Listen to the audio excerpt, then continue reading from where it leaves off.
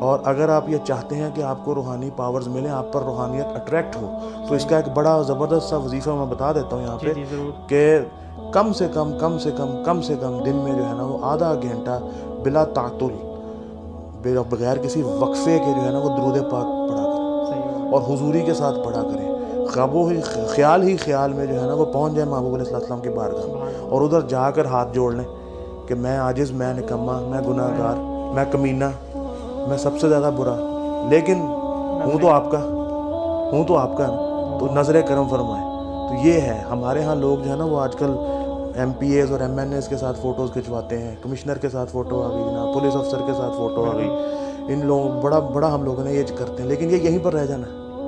یہ یہیں پر یہ سارے تعلقات تب تک ہیں جب تک یہ جو سانس کی جو ڈور ہے نا یہ اوپر نیچے ہو رہی ہے. جس دن یہ ٹوٹی تعلقات سب ختم.